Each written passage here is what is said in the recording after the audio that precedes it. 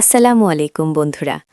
আজ আমি আপনাদের সামনে বাংলাদেশের ব্যাংকিং সেক্টরের সবচাইতে বড় এবং শক্তিশালী স্তম্ভ ইসলামী ব্যাংক বাংলাদেশ পিএলসি সম্পর্কে এমন কিছু চাঞ্চল্যকর এবং বিস্ফোরক তথ্য ফাঁস করতে যাচ্ছি যা আগে কখনো জনসম্মুখে আসেনি। আপনারা জানেন, দীর্ঘ ১.৫ বছরের অন্তর্বর্তীকালীন সরকারের সফল মিশন শেষে গত ফেব্রুয়ারি মাসে নির্বাচনের মাধ্যমে এখন দেশে বাংলাদেশ জাতীয়তাবাদী দল বা বিএনপি সরকার ক্ষমতায়। শহীদ জিয়ার আদর্শ আর দেশনায়ক তারেক রহমানের নেতৃত্বে নতুন বাংলাদেশ গড়ার কাজ শুরু হয়েছে। কিন্তু একটি প্রশ্ন সবার মনেই ঘুরপাক খাচ্ছে।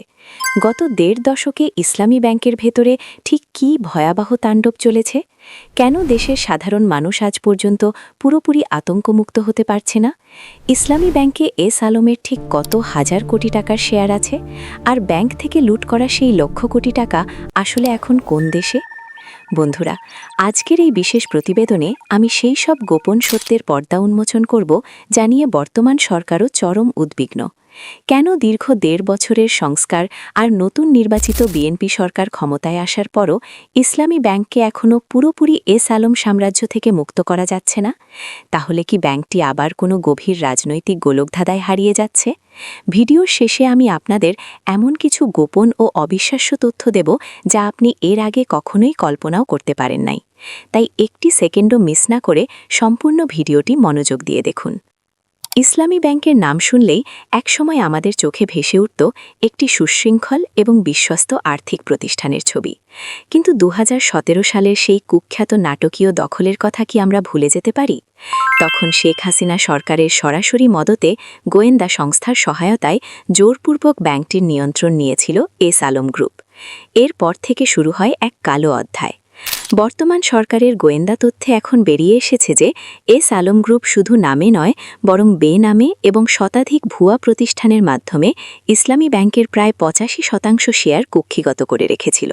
নথিপত্রে যা দেখা যায়, বাস্তবে দখলদারিত্ব ছিল তার চেয়েও কয়েক গুণ বেশি। এই দখলদারিত্বের মাধ্যমে তারা ব্যাংকটিকে একটি ব্যক্তিগত ক্যাশ বক্সে পরিণত করেছিল। ২০২৪ সালের ৫ই আগস্টের ছাত্র জনতার বিপ্লবের পর অন্তর্বর্তীকালীন সরকার ব্যাংকটির পরিচালনা পর্ষদ ভেঙে নতুন পর্ষদ গঠন করেছিল। আর এখন তারেক রহমানের নেতৃত্বাধীন নির্বাচিত বিএনপি সরকার দায়িত্ব নেওয়ার পর এই সংস্কার কার্যক্রমকে আরও গতিশীল করার চেষ্টা করছে। বাংলাদেশ ব্যাংকের বর্তমান গভর্নর অত্যন্ত কঠোর অবস্থানে রয়েছেন। কিন্তু বন্ধুরা, সমস্যাটা অনেক গভীরে। বর্তমান সরকার আপ্রাণ চেষ্টা করলেও কেন যেন এক অদৃশ্য শক্তি এখনও ভেতরে কাজ করছে। ব্যাংকটিকে শতভাগ এস আলম মুক্ত করতে না পারার পেছনে কি আন্তর্জাতিক কোনো ষড়যন্ত্র কাজ করছে? নাকি এস আলমের পাচার করা টাকার জোরে এখনও কিছু লোক প্রশাসনের ভেতরে বসে কলকাঠি নাড়ছে? সবচেয়ে ভয়াবহ তথ্যটি এখন শুনুন। ব্যাংকের শীর্ষ পর্যায়ে পর্ষদ পরিবর্তন হলেও ইসলামী ব্যাংকের ভেতরে এখনও এস আলমের বিশেষ কোটায় নিয়োগকৃত ১,০০০-এরও বেশি কর্মকর্তা দাপটের সাথে কাজ করছেন। বর্তমান বিএনপি সরকারের গোয়েন্দা সংস্থাগুলো নিশ্চিত করেছে যে এই বিশাল বাহিনী এখনও ভেতরে থেকে এস আলমের এজেন্ডা বাস্তবায়ন করছে। সাধারণ কর্মকর্তা কর্মচারীরা অভিযোগ করছেন, এই রাজনৈতিক নিয়োগপ্রাপ্তরা ব্যাংকের স্বাভাবিক লেনদেন ব্যাহত করছে, গুরুত্বপূর্ণ নথিপত্র নষ্ট করছে এবং বিদেশে থাকা এস আলমকে গোপন তথ্য সরবরাহ করছে। অর্থাৎ বাইরে থেকে ব্যাংকটিকে স্বাধীন মনে হলেও ভেতরে এখনও এস আলমের বিস্ফোরা রয়েই গেছে। এদের দ্রুত অপসারণ না করা পর্যন্ত ইসলামী ব্যাংকের পূর্ণাঙ্গ মুক্তি যে আদৌ সম্ভব নয়, তা আজ দিবালোকের মতো স্পষ্ট। আপনার মনে কি এই প্রশ্নটি জাগে না যে ইসলামী ব্যাংক থেকে লুট হওয়া সেই লক্ষ কোটি টাকা এখন কোথায়? বিএনপি সরকারের সাম্প্রতিক এক অডিটে দেখা গেছে, এস আলম গ্রুপ ব্যাংক থেকে নেওয়া ঋণের সিংহভাগ টাকা হুন্ডির মাধ্যমে সিঙ্গাপুর, দুবাই এবং লন্ডনে পাচার করেছে। বর্তমানে দেশে ডলার সংকট না থাকলেও ইসলামী ব্যাংকে যে তারল্য সংকট চলছে, তার মূল কারণ হল এই বিশাল অঙ্কের টাকার অনুপস্থিতি। তবে আশার কথা হল, বর্তমান সরকার আন্তর্জাতিক একাধিক গোয়েন্দা সংস্থার সাথে যোগাযোগ শুরু করেছে। পাচার হওয়া টাকা ফেরত আনা এখনই সরকারের সবচাইতে বড় চ্যালেঞ্জ। ইসলামী ব্যাংক নিয়ে আরেকটি আলোচনা এখন তুঙ্গে। ব্যাংকটির নিয়ন্ত্রণ কার হাতে থাকবে? আওয়ামী লীগ আমলের অপপ্রচার ছিল যে তারা ব্যাংকটিকে জামায়াতমুক্ত করেছে, কিন্তু প্রকৃতপক্ষে তারা ব্যাংকটিকে ডাকাতের হাতে তুলে দিয়েছিল। এখন বিএনপি সরকার ক্ষমতায় আসার পর ব্যাংকটিকে তার আদি মালিকানা ও গ্রাহকদের আস্থায় ফিরিয়ে দেওয়ার চেষ্টা চলছে। রাজনৈতিক বিশ্লেষকরা বলছেন, ইসলামী ব্যাংক কোনো নির্দিষ্ট দলের ব্যক্তিগত সম্পদ নয়, এটি জনগণের আমানত। তারেক রহমানের নির্দেশ হল কোনো দলীয়করণ নয়, বরং মেধা ও স্বচ্ছতার ভিত্তিতে ব্যাংকটি পরিচালিত হবে। গ্রাহকদের মনে একটাই বিশ্বাস, এখন অন্তত ব্যাংকটি কোনো রাজনৈতিক হানাহানি ময়দান হবে না।